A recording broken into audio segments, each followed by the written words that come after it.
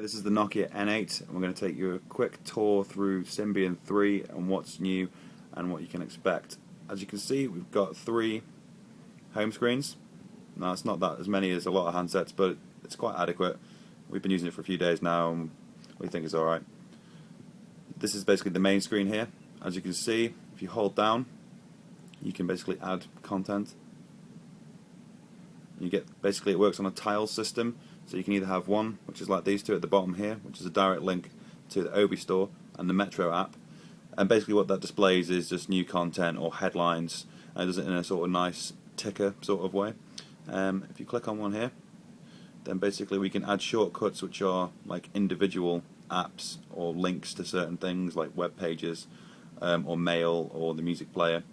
To do this, you go down to shortcuts, you click on there. It comes up with usually like a standard sort of 4, but you can go into this and then edit them by going into settings.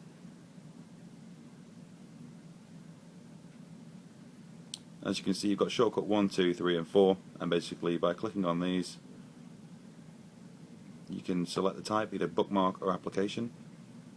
We select application and save for contacts, and then we go back, click done, and then as you can see it changes in 4. I think you can get a potential 72 individual ones across the 3 screens, but I'm not entirely sure on that.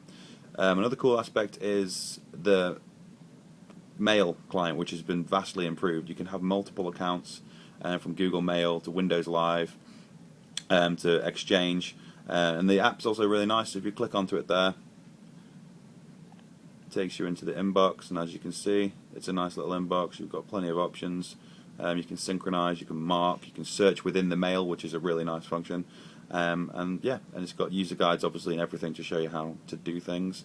If we click out of that, there's also, as you can see, these tiles here which are sort of dedicated sort of app tiles to certain publications. We've got a CNN one and National Geographic. If you have a click on the movie trailers one though, which I think is a Paramount sponsored one, you can go and you can watch trailers directly from your device, and it's obviously 720p and the screen is really impressive on this phone. So as you can see, you click on one here, it's the bizarrely named The Last Airbender. Might not load it up because we are on a Wi-Fi app. There we go. As you can see, if we just turn, there you go, see system error.